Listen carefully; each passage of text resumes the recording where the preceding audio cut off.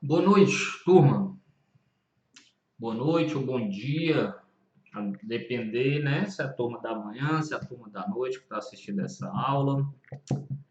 Turma, vamos lá. Mais uma aulinha aqui sobre processo legislativo, né? Segunda e última aula sobre processo legislativo. Nós vimos na aula anterior o que era o processo legislativo. Nós vimos que o processo legislativo, deixa eu colocar aqui, que o processo legislativo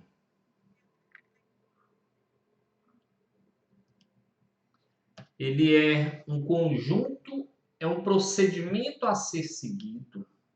Ele é um conjunto, é um rito, é um conjunto de normas procedimentais previstas na Constituição Federal para a elaboração das espécies normativas. É o passo a passo que você tem que seguir para elaborar uma daquelas espécies normativas. Quais são as espécies normativas? Nós vimos na aula passada, e vocês já viram, vocês até falaram que é só uma revisão essas aulinhas aqui, porque vocês já viram essa matéria em outro momento. Só ver aqui para acompanhar o tempo.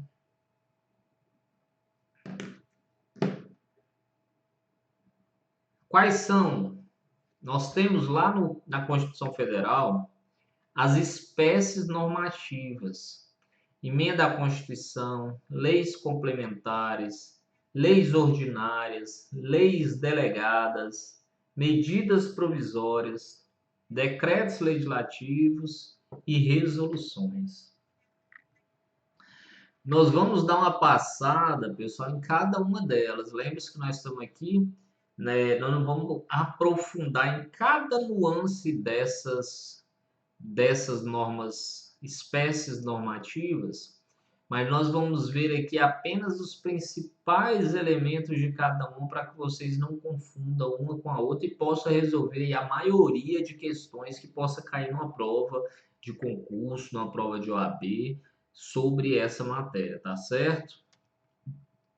Emenda constitucional. O que é a emenda constitucional? Nós vamos começar com a emenda constitucional.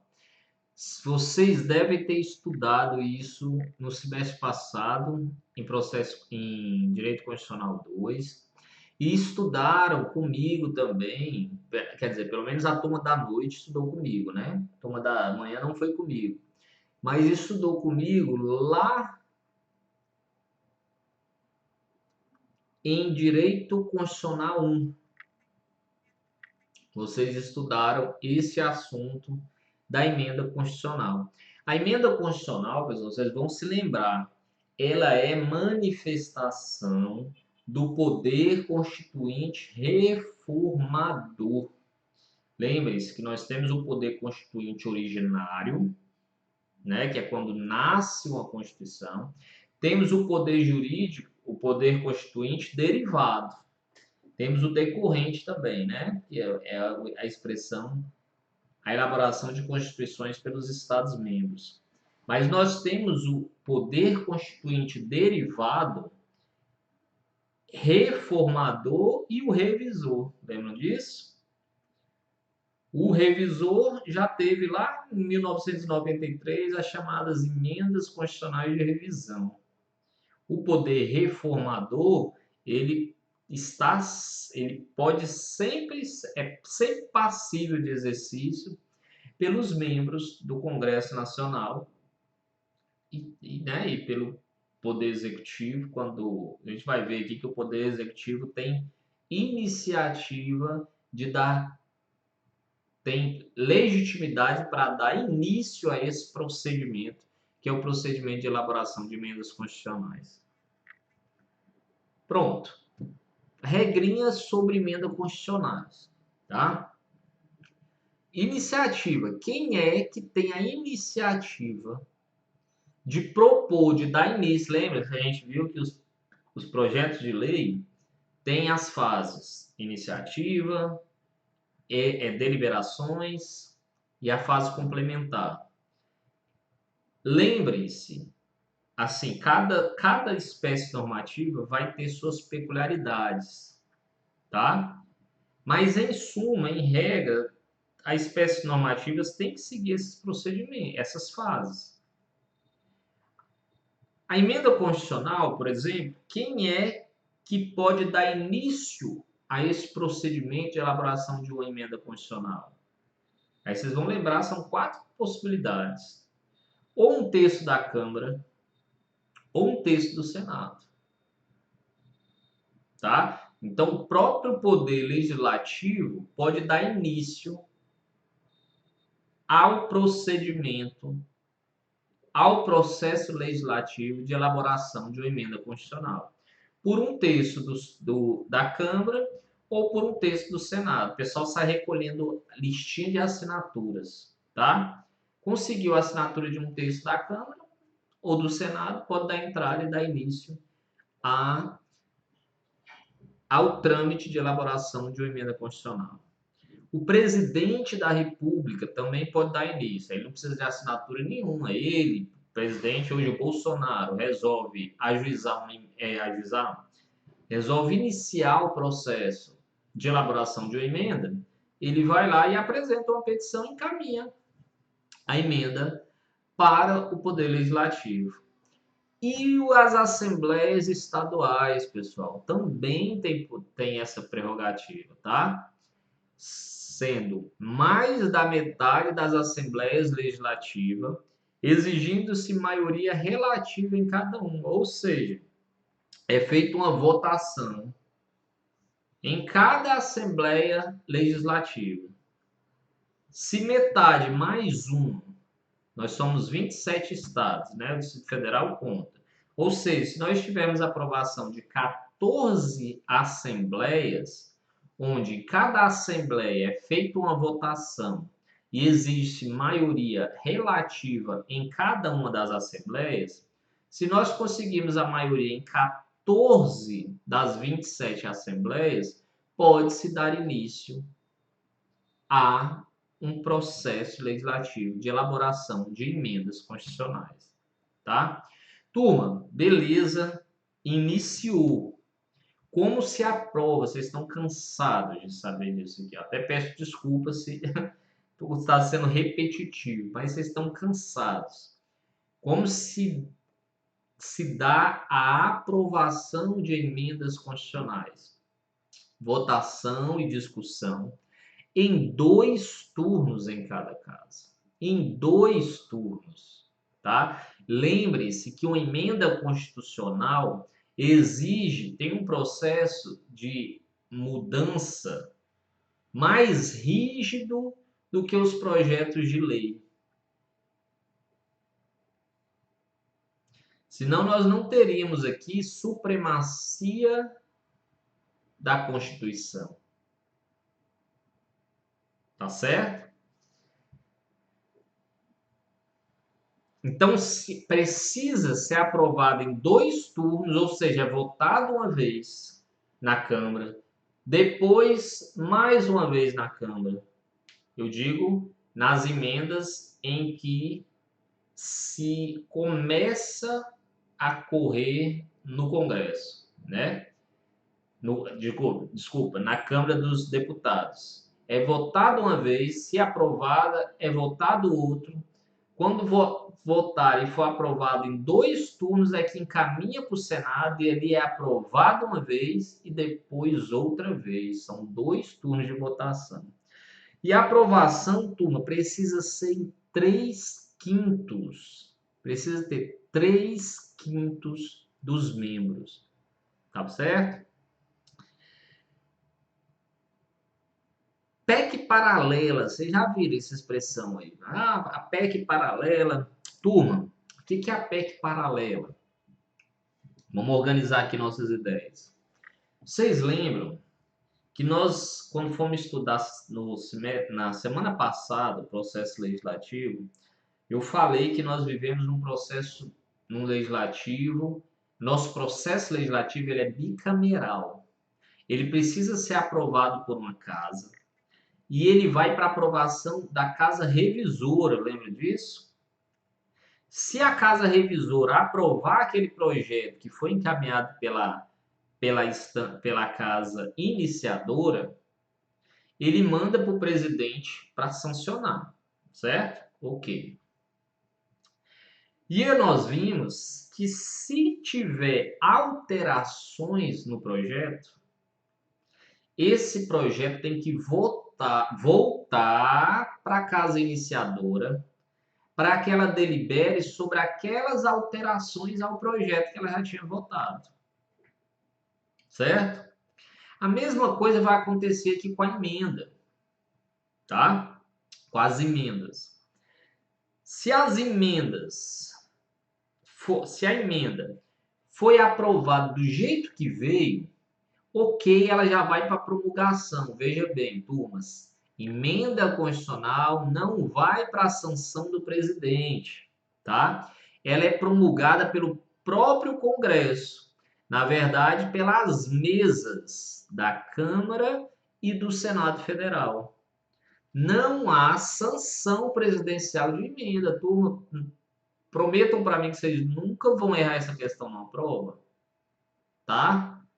Nunca, viu? Pronto. Se ela aprovar daquela forma que veio da casa iniciadora, ela já encaminha para promulgação pelas mesas da Câmara e do Senado, certo? Ok. Mas vai que ela não aprovou daquele jeitinho, ela fez umas alterações. Ela alterou um artigo aqui, outro ali. Turma, o processo de elaboração de emenda já é demorado, porque tem que se aprovar em 2 turnos. É uma emenda constitucional, então as discussões costumam ser mais exacerbadas. Você precisa de um quórum especial. Então, para que não fosse preciso voltar aquele projeto todo e começar lá desde o início, que o Congresso tem feito? Ele tem adotado a técnica da PEC paralela. Ele separa o texto em uma parte que foi aprovada da forma como veio e a outra parte que foi alterada. Essa parte que foi aprovada da forma como veio, os artigos que não tiveram alterações, ela já encaminha para promulgação pela mesa da Câmara e do Senado. E manda de volta para a casa iniciadora apenas aqueles dispositivos que sofreram alteração. É bem mais inteligente, não é? Bem mais eficiente, bem mais sério no procedimento. Essa parte que voltou para a reavaliação é o que a turma chama de PEC paralela. Porque nós temos a PEC principal e uma PEC paralela que nasceu dela. Tá certo? Turma, a gente sabe que nós temos limitações ao poder de emenda. Vocês lembram disso, não lembram? Nós temos limitações circunstanciais e limitações materiais. Limitações, e também temos as limitações formais, que são essas que a gente já falou, né? Iniciativa, a necessidade de um quórum especial, votação em 2 turnos, né? Mas as limitações circunstanciais, pessoais, são aqueles impedimentos, pessoais é ótimo. Aqueles impedimentos, aquelas situações em que, acontecendo, a Constituição prevê que é impossível emendar a Constituição numa dessas situações, durante uma dessas situações, que são intervenção federal, estado de defesa e estado de sítio. Turma, se nós tivermos a gente estudou intervenção. Lembra? Intervenção federal, nós estudamos há 2 aulas atrás. Pronto. Se tivermos no meio de uma intervenção federal, turma, em qualquer estado da federação, sei lá, naquela época que estourou aqui os ataques das facções, né? Vamos supor que o governo resolvesse intervir. Não foi uma intervenção, apenas mandou a Força Nacional para ajudar. Mas vamos supor que o governo federal decretasse a intervenção aqui, né, para atender grave estado de calamidade pública, enfim, né? Vamos supor que o governo federal viesse e realizasse uma intervenção no estado do Ceará. Durante a vigência da intervenção, não poderia sequer tramitar emenda à Constituição. Tá, turma? Estado de defesa e estado de sítio nós nunca tivemos na vigência dessa Constituição, mas a regra é a mesma. Em havendo estado de defesa ou estado de sítio, não tramita emenda constitucional, tá? E as limitações materiais que vocês já sabem. Como é o nome disso aqui, pessoal? São as famosas cláusulas pétreas. Forma federativa de Estado, voto direto, secreto, universal e periódico, separação de poderes e direitos e garantias fundamentais. Tá? Não será objeto de deliberação. Emendas tendentes a abolir essas matérias aqui relacionadas. Tá ok? Passemos para a próxima. Turma, visto emenda constitucional, passemos para leis complementares e leis ordinárias. Turma, lei complementar e lei ordinária. Primeira coisa que eu pergunto para vocês, vocês ouvem, né? Às vezes não sabem a diferença, mas ouvem esses termos, falam esses termos, usam esses termos, né? Vocês se lembram lá na pirâmide de Kelsen, que temos lá o topinho, Constituição Federal. Depois, nós temos os atos legais.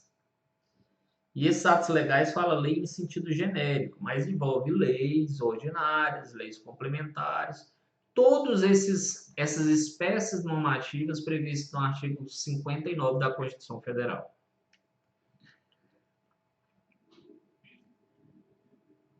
Qual a diferença de lei complementar e lei ordinária, já que vocês ouvem tanto e vocês usam tanto essa expressão? Turma, primeiro vamos ao que é comum, né? Todas elas passam por aquele processo que a gente viu na aula passada, de iniciativa, deliberações e a fase complementar, né? Que é promulgação e publicação, certo? Todas elas não têm diferença quanto a isso. As distinções, nós temos duas distinções. Uma de aspecto que é um aspecto material. Que matéria que a lei complementar vai trazer e que matéria que a lei ordinária vai trazer? Turma, quem vai dizer isso é a Constituição Federal. Ninguém mais vai dizer isso. Então, somente a Constituição Federal. A Constituição Federal vai dizer que certas matérias são reservadas à lei complementar, ou seja, ela só pode ser disciplinada por lei complementar. E onde é que ela diz isso, professor? Não tem um artigo específico tratando disso. Ela vai ter alguns pontos da Constituição, vai falar sobre essa matéria, existe lei complementar. Ou a lei complementar vai tratar dessa matéria. Dois exemplos, artigo 7º, inciso 1, que fala do Fundo de Garantia por Tempo de Serviço, fala lá que lei complementar disciplinará esse aspecto, o Fundo de Garantia por Tempo de Serviço. Por sua vez, o artigo 14, parágrafo 9º, fala lá que lei complementar trará os casos de inexigibilidade, tá?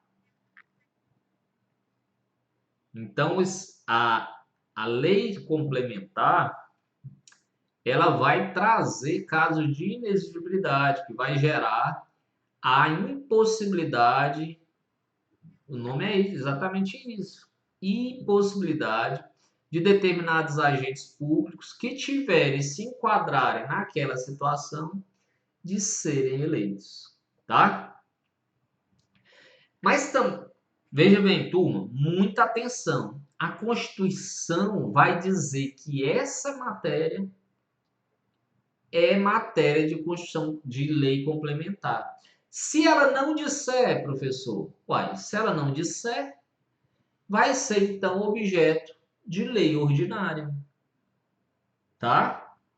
A competência, digamos assim, a atribuição da lei ordinária disciplinar uma matéria, ela é residual, ou seja, a lei ordinária cuida de tudo aquilo que não for matéria de lei complementar. Tá certo? Além disso, nós temos uma distinção formal, que ela diz que, para ser aprovada, a lei complementar precisa de maioria absoluta dos seus membros. Absoluta, pessoal. Enquanto a lei ordinária, ela precisa de maioria simples. E aí, professor, qual a diferença de maioria simples com maioria absoluta? Turma, vamos organizar nossas ideias, tá? Primeiro, eu quero que vocês nunca confundam quórum de votação com quórum de aprovação, tá certo?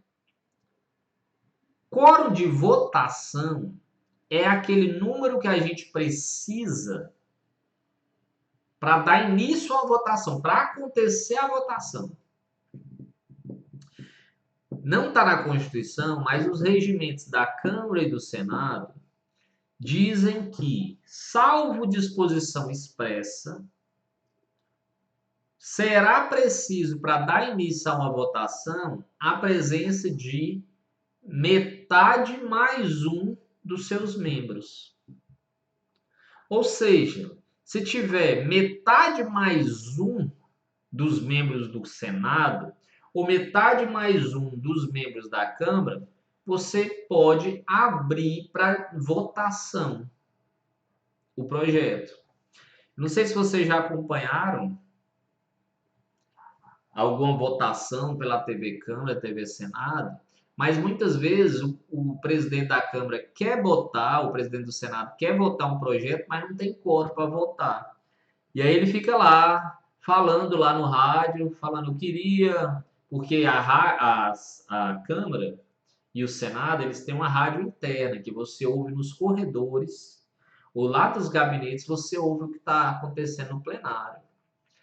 E aí, às vezes, acontece isso, do presidente da Câmara e do Senado ficar falando lá, eu queria convocar a presença ao plenário dos novos deputados, para que a gente consiga aqui o quórum para dar início à votação, e o povo sai buscando no gabinete dos deputados, quem tem interesse, obviamente, em votar, né, a matéria, porque tem gente que não tem interesse, que sabe que se votar vai perder, aí faz é sumir do mapa, não aparece, não registra presença, e aí não pode iniciar a votação. Mas quem quer votar sai arregimentando deputados para dar início à votação.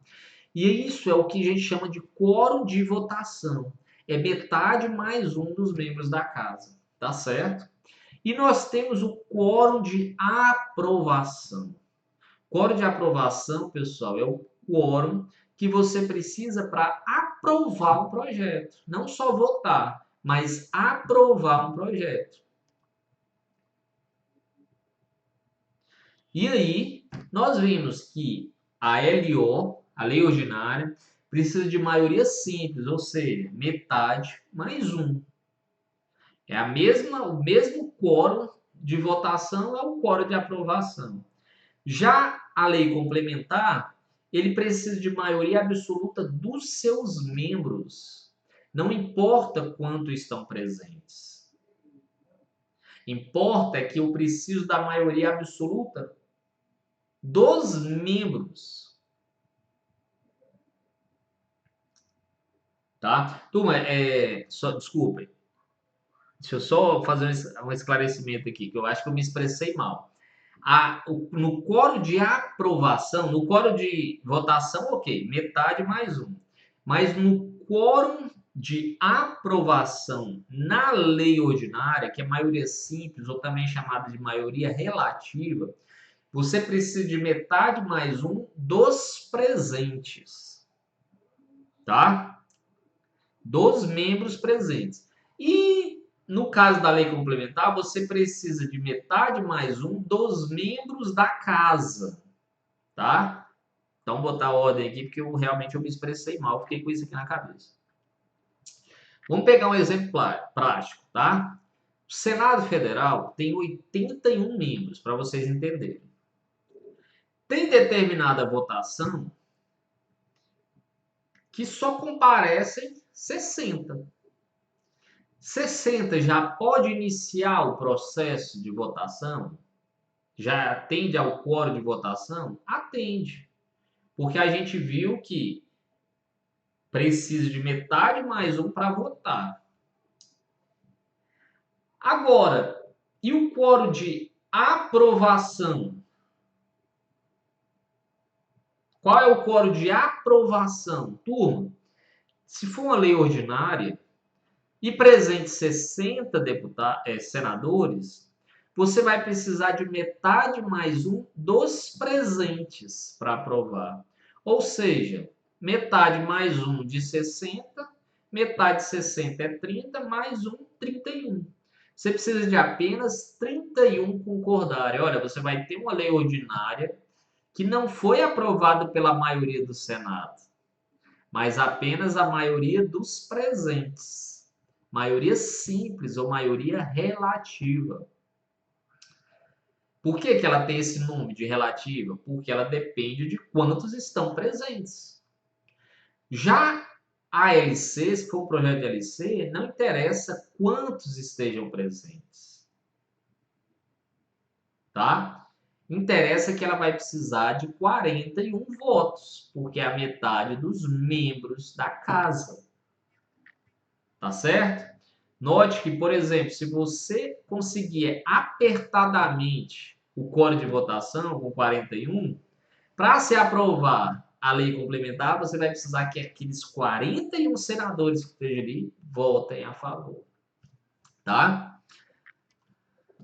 Existe hierarquia, ficou errado aí, pessoal. Existe hierarquia, ou existe ordem hierárquica entre lei complementar e lei ordinária? Existe? O que vocês me dizem?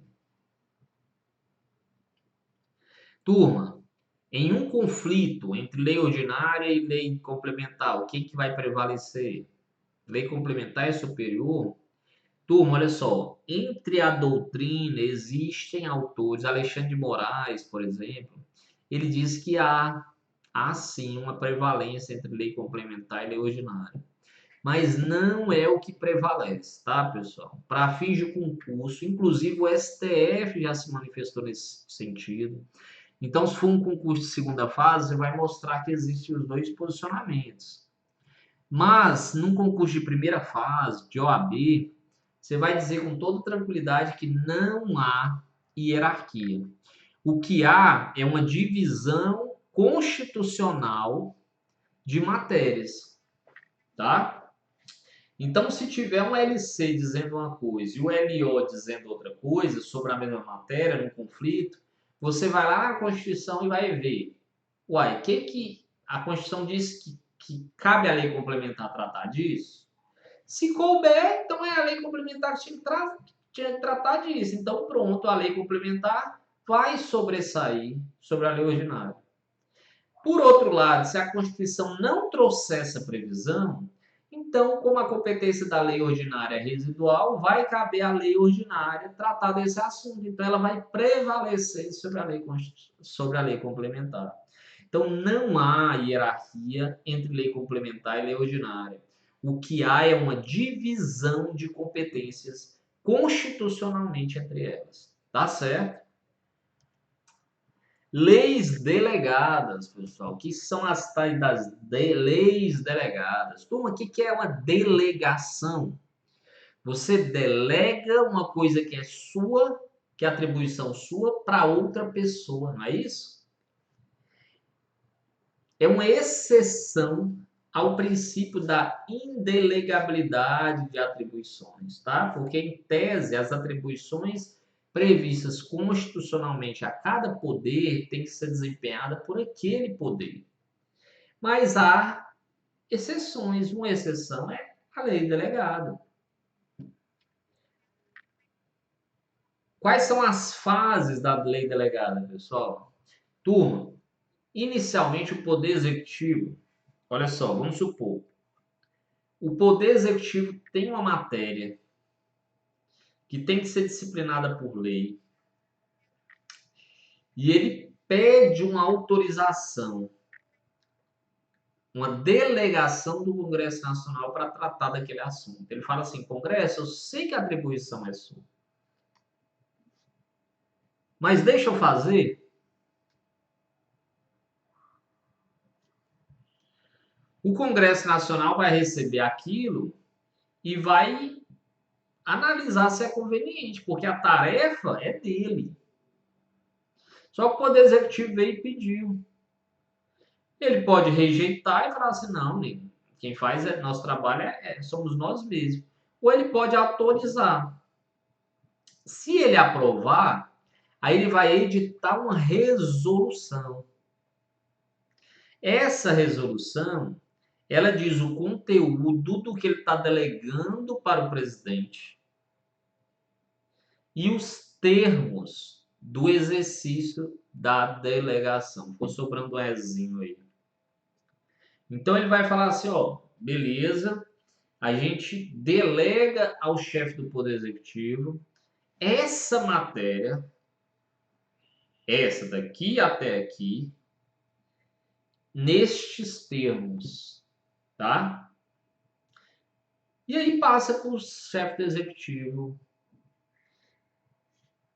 legislar sobre essa matéria. Turma, quer dizer que isso quer dizer que se ele a editar uma resolução autorizando o executivo a fazer sua lei delegada sobre isso, ele está impedido de discutir aquilo? Não, pessoal. O poder de legislar continua sendo dele, do poder legislativo, tá? Na hora que ele quiser, ele disciplina isso, tá certo? Não podem ser objeto de delegação as matérias de competência exclusiva ou privativas, previstas lá no artigo 59, 50 e 51 da Constituição Federal, porque ali a Constituição já diz, não, essa matéria é só do Congresso Nacional. Tá certo? Então, essas matérias previstas no 49, 50 e 51 não podem ser delegadas ao Executivo, tá? E se houver exorbitância pelo Poder Executivo do exercício delegado, o que acontece, pessoal?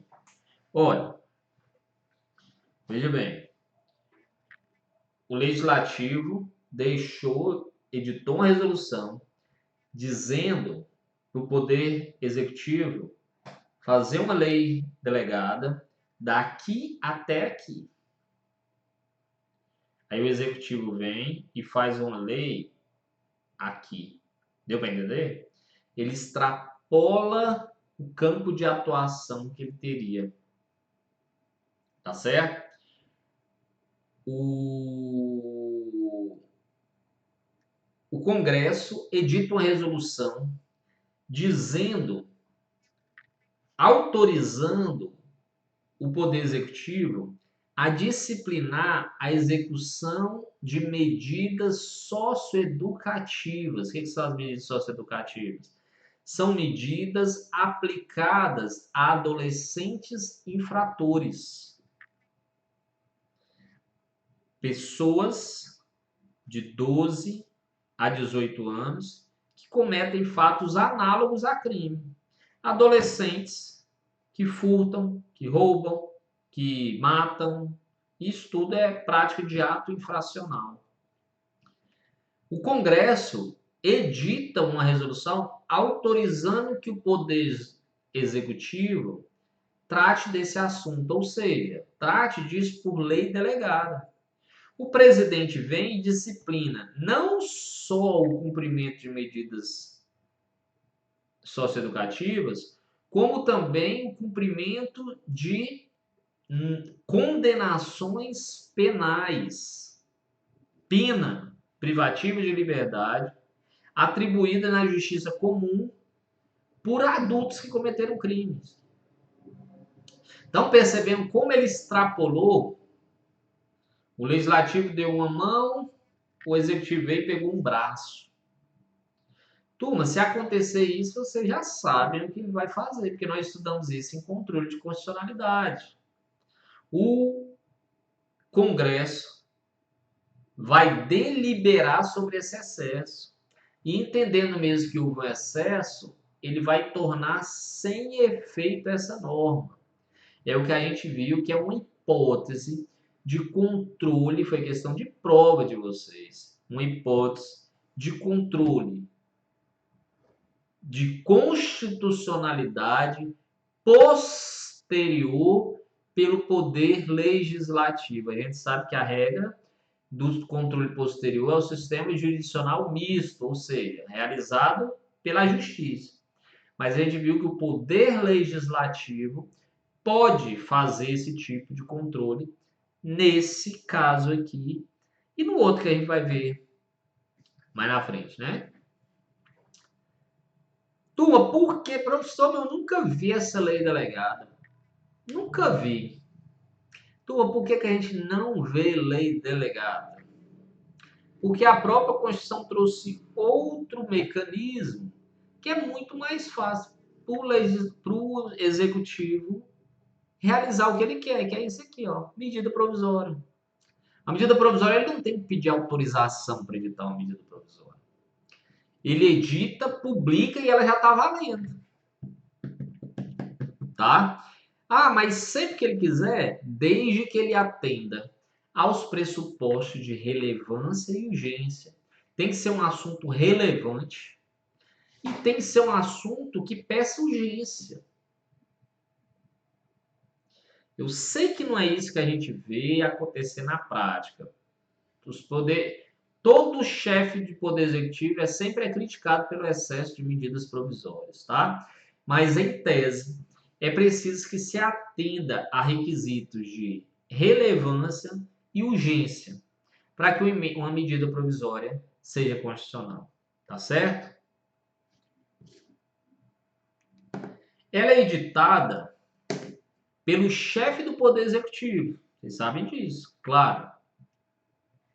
O presidente da República edita uma medida provisória sem necessidade de pedir autorização para o Congresso, publica e a partir da publicação ela já é obrigatória, a não ser, claro, que a própria lei traça uma espécie de vacácio, né?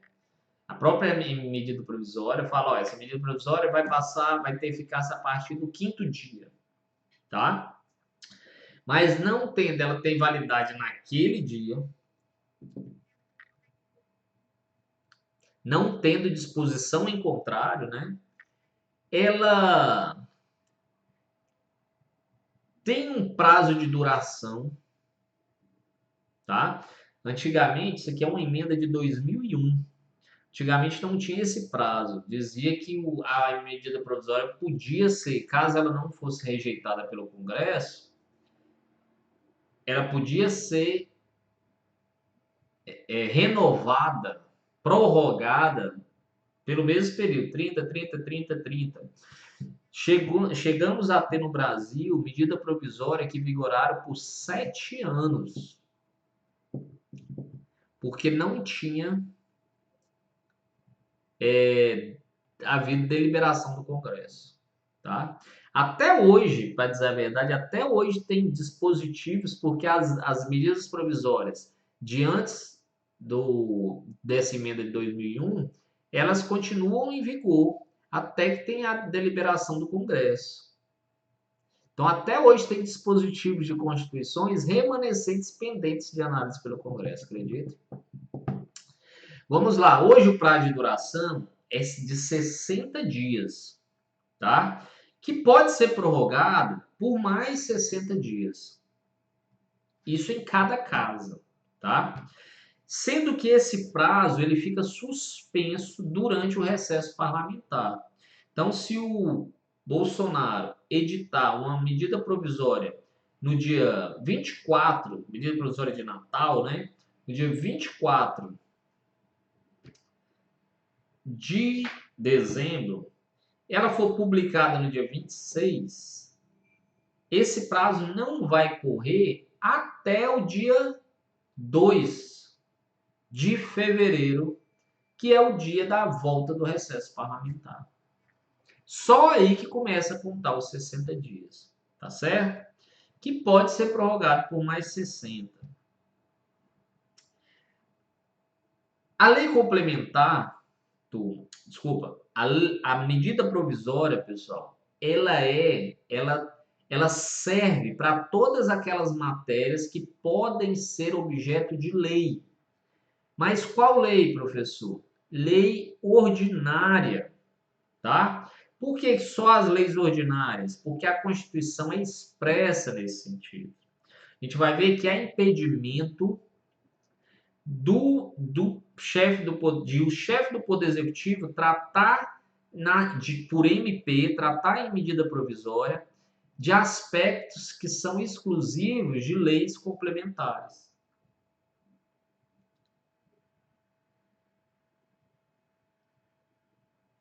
Até porque a medida provisória ela é aprovada por maioria simples. Então não tinha sentido ela tratar de assunto reservado à lei complementar, se a lei complementar precisa de maioria absoluta e a medida provisória só precisa de maioria simples.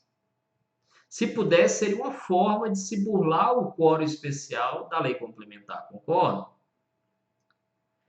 Se ela não for votada, pessoal, o que acontece? Perde a eficácia, tá? Perde a eficácia, essa lei deixa de existir. Só que vejam bem, essa lei já estava produzindo efeitos desde o primeiro dia que foi publicado, tá? Esses 60 dias aqui, pessoal, é contado a partir da publicação, tá? Professor, e como fica essas situações que já aconteceram na vigência dessa lei durante esses 120 dias? Turma, aí cabe ao Congresso Nacional editar um decreto disciplinando essas situações, tá?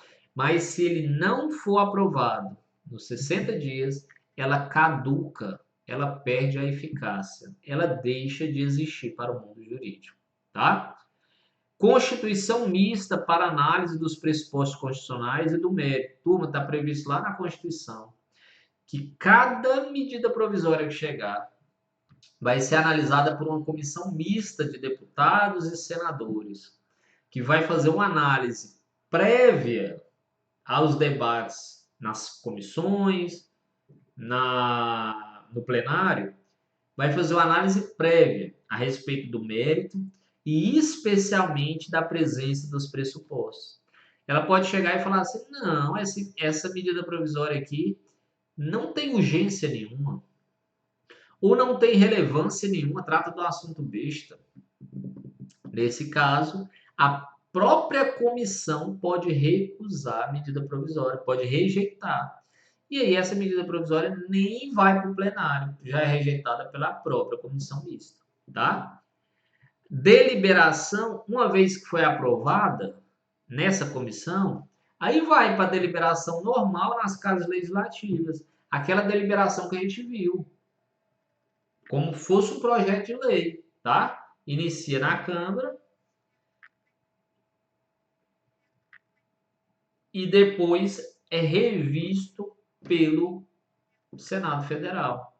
Mesma coisa que a gente já viu lá. Se o Senado Federal mudar, alterar, volta para a Câmara dos Deputados para decidir sobre essas alterações, tá certo? Turma, regime de urgência. O que é o regime de urgência? Está lá na Constituição. Nós vimos que o prazo para deliberação e aprovação de uma emenda, sob pena dela caducar, é 60 dias mais 60 dias, né?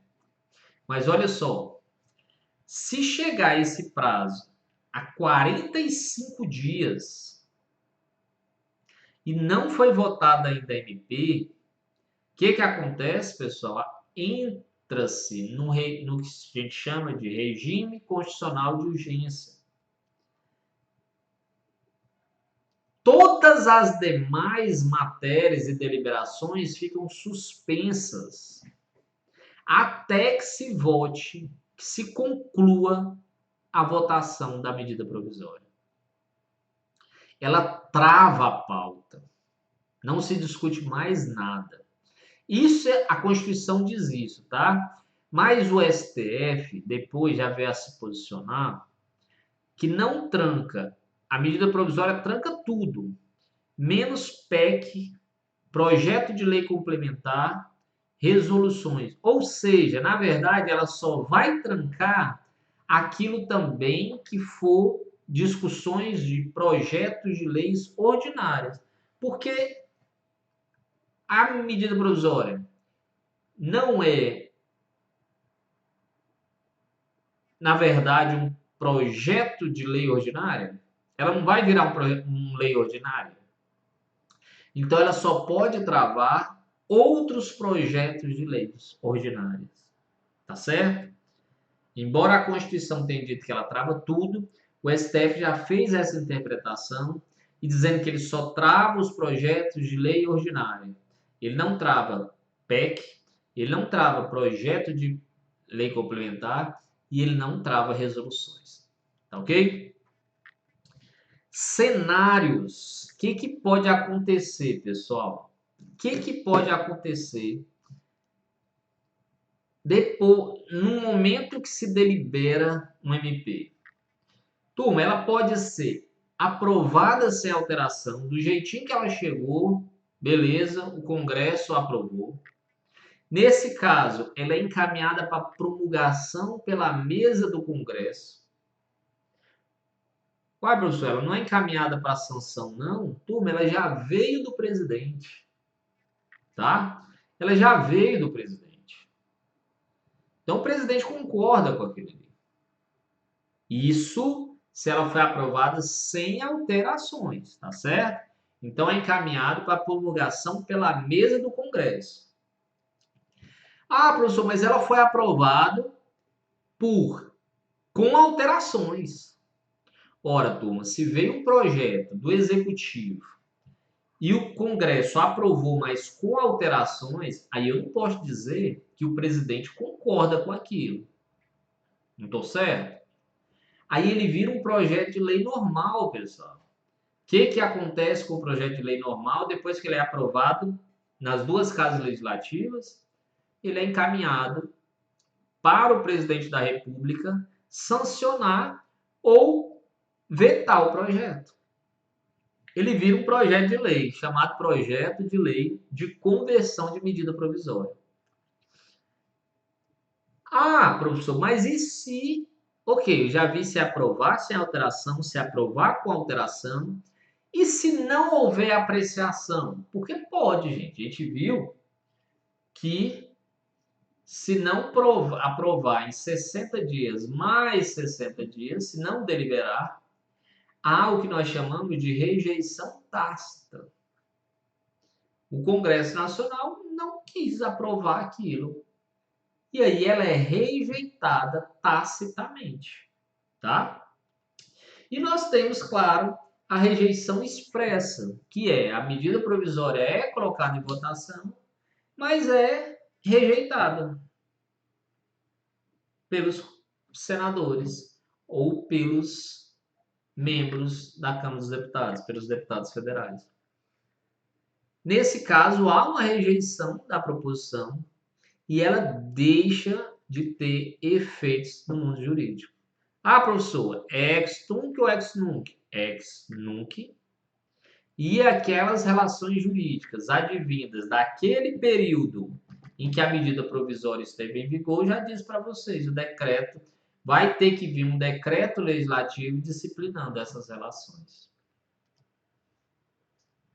Limitações, nós já vimos que existem limitações materiais a edições por MP. MP, turma, não pode cuidar de direito eleitoral, nacionalidade, cidadania, direitos políticos, partidos políticos. Direito eleitoral, assuntos relacionados à eleição, são muito sensíveis para serem tratados por medida provisória. A Constituição veda, tá? Também veda a Constituição medida provisória para tratar direito penal, direito processual penal e processual civil, tá?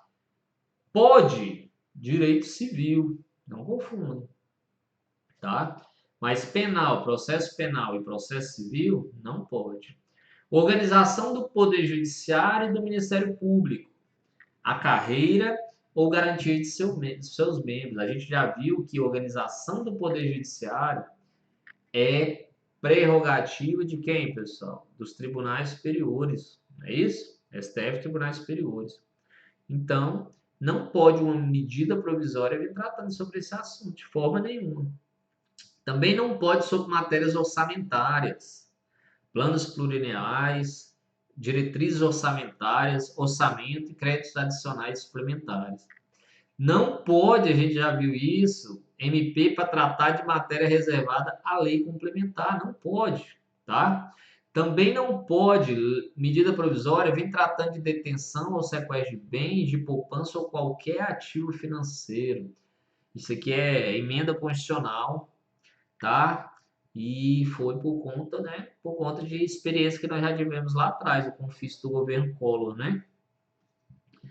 E também não pode ser objeto de medida provisória assunto já disciplinado em projeto de lei que foi aprovado pelo Congresso e que está apenas pendente de análise do Executivo. Ora, já pensou? Tem um projeto lá que não foi aprovado da forma como o Legislativo queria, que o Executivo queria. Aí o Executivo senta em cima do projeto de lei, não sanciona e edita outra medida provisória. Muito bonito, né?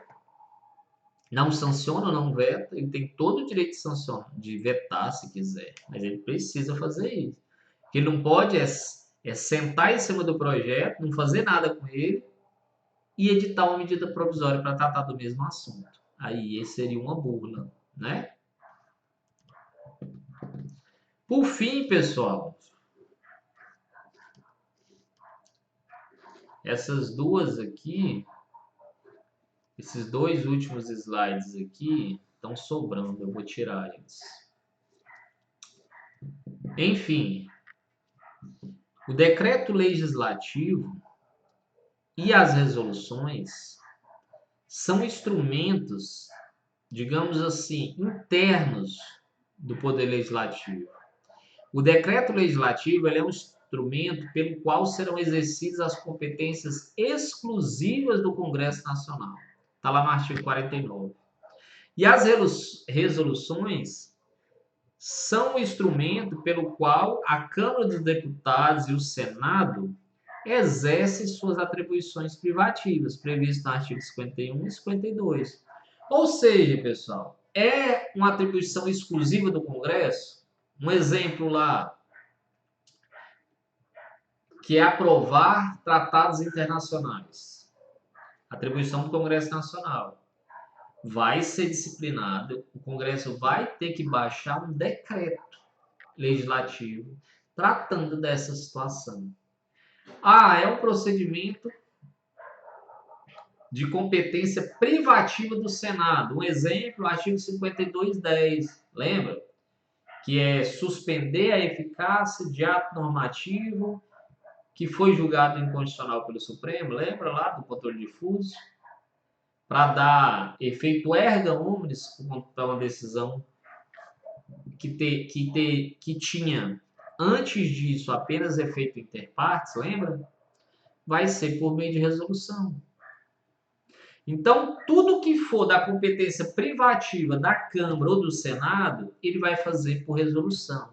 O que for da competência exclusiva do Congresso, aí o Congresso vai fazer por meio de decreto. Lembrem-se, turma, eu disse isso aqui. Nosso sistema é bicameral, Senado e Câmara, mas também existe um ente ainda, digamos assim, que engloba os dois, que é o Congresso Nacional, né? E aí nós temos competências exclusivas do Congresso Nacional, que aí é o Congresso como um todo, e nós temos competências de cada uma das casas. Nos decretos legislativos e nas resoluções, não há participação do Executivo. Ora, se é um ato deles, para que o Executivo vai participar, né? Turma, então é isso. Ficamos por aqui. Próxima aula, nossa avaliação, né? Depois eu passo alguma orientação sobre como vai ser lá no grupo, tá? Estudem com tranquilidade e façam a atividade que tá, né, que tem hoje tem atividade e até a próxima aula, até a avaliação, tá bom? Um beijo para todo mundo.